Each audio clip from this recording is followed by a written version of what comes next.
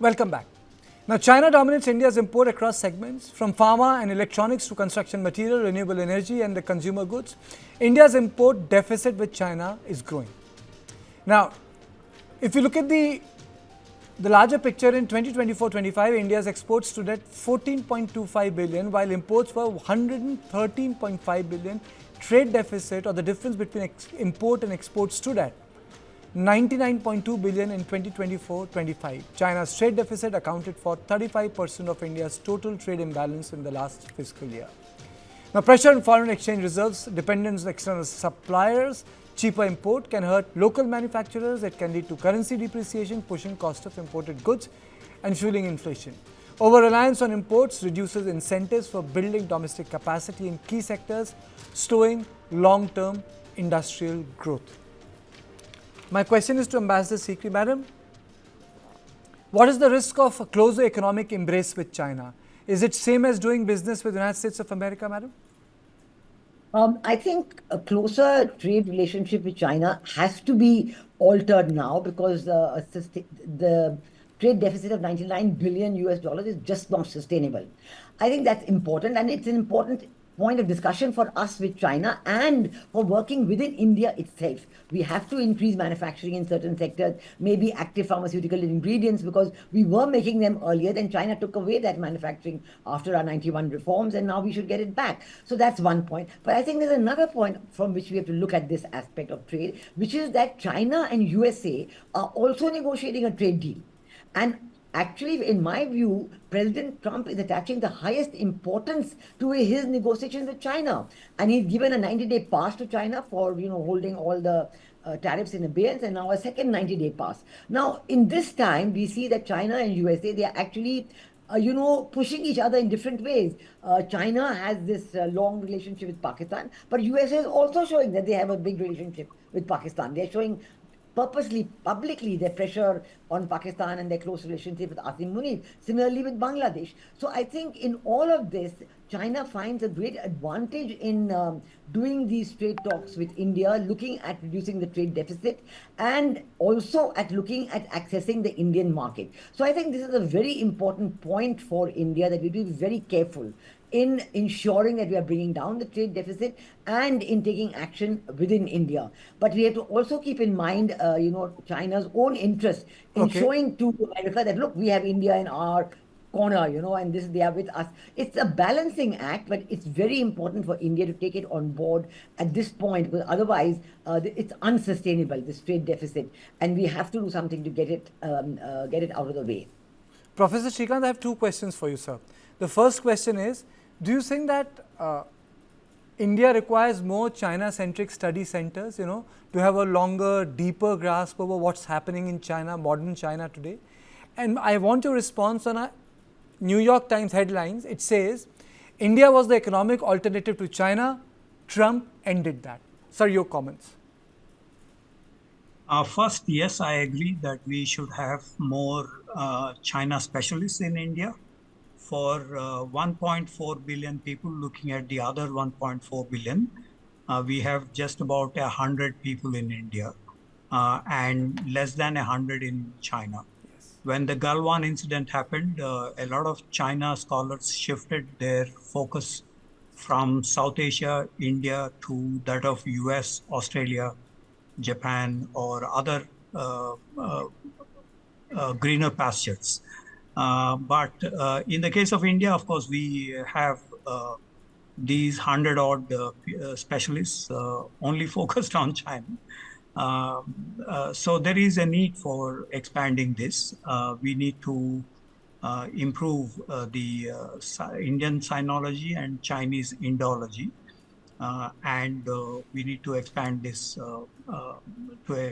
the government is not doing really much in this regard. When Sushma Swaraj was there, she introduced the internships in the Ministry of External Affairs. Many of our students joined, and it is quite rewarding for them because they are now into the policy making and studying those aspects. Yes. But this is very minor because just about 15 or 20 of them have been trained in the MEA. But even in other sectors, there is very less After Galwan, we used to have 32 scholarships. All these scholarships have been shut down due to the COVID and other reasons. So we have not had any Indian students going to China for the past several years for structured cultural exchange programs. And Chinese language teaching for those who want to study China is also very minimal. Very few private agencies that teach you Chinese language in India. And the universities, of course, like JNU, DU, Shantiniketan, etc. It's a 5-year program and it is quite structured, but we see that after 1 or 2 years, most of them go away for tourism sector rather Absolutely. than on the scholarship related aspects. So we have a lot of casualty in regard to the China related program. That's number one. The second is in terms of, I forgot the question. My question was, NYT has said, Yes. India was the economic alternative to China. Trump ended that. That's the headline they have put out. No, I don't think that is correct assessment, because India has fundamentals that are quite strong. While the manufacturing sector is very low at around 18-19% of the GDP, India has a very good service sector, which is about 56-57%. And also the other sectors which are doing very well. Fundamentals actually are very good for India. So we have 400 million middle class, which consumes a lot of stuff, which is useful for sustainable development in India in terms of the GDP. Very few economies have this kind of good position. Look at China. China has about previously 56% of its GDP in the manufacturing, now reduced to 40%. They wanted to have domestic consumption, which is part of the 14th five-year plan, but they are really struggling to have the domestic consumption, which is just about 40%, 36 to 40% domestic consumption, which means that basically they are not able to sustain their economic growth rate. And 10% to an estimated 5.5% growth rate decline in China. That created a lot of havoc in terms of unemployment. India doesn't have that kind of a problem. Now let me move to the fourth part, which is the most important part considering what happened today. At the 25th SCO summit, the camaraderie between PM Modi, Jinping and Putin was evident. Beijing successfully positioned SCO as a platform where senior leaders from various parts of the countries were there and demonstrated the solidarity of Global South.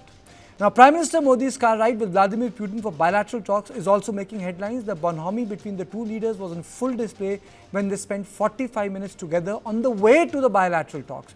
The two leaders rode together in Putin's limousine to their bilateral meeting. Putin reportedly waited for 10 minutes for Prime Minister Modi to join him. We value the efforts and propositions to solve the Ukrainian crisis of China, India and other strategic partners of ours. The mutual understanding that was reached at a recent Russia-US summit in Alaska heads the same direction, I hope. It paves the way to peace in Ukraine, I hope. I will inform my colleagues in more detail on the results of talks in Alaska during our bilateral meetings today and tomorrow. So, Professor Swaran Singh, today the headlines were dominated, as yesterday they were dominated by Xi Jinping and Prime Minister Modi. They were dominated by Vladimir Putin and Prime Minister Modi. So one thing is very clear, India is not buckling under any pressure, even if I have to put a question in a rhetorical frame. It's not buckling under any pressure. I mean, the trade continues, the oil trade continues and the relationship deepens. Very clearly, Karthik, it's not just this meeting. India has made it more than amply clear that India's relationship with Russia is a standalone relationship and is not going to change because President Trump doesn't like the way India buys oil from Russia. You gave example of President Putin waiting for 10 minutes, 45 minutes drive and follow-up meeting between them. We also know that President Putin addressed Indian Prime Minister as dear friend and so on. The very first time they met together, the body language, I understand you said chemistry is not to be seen as very significant, but that is symbolism. We understand that doesn't mean all problems solved, but the message they want to send to the wider world, that is what is interesting. And we saw not just now, before and after Alaska summit with President Trump, President Putin spoke to Indian Prime Minister, and just yesterday, Zelensky called Indian Prime Minister on phone, knowing that Indian Prime Minister is going to meet President Putin today. So, in that sense of crossing messaging between the two sides, is underlining what is known as very special and privileged relationship between India and Russia.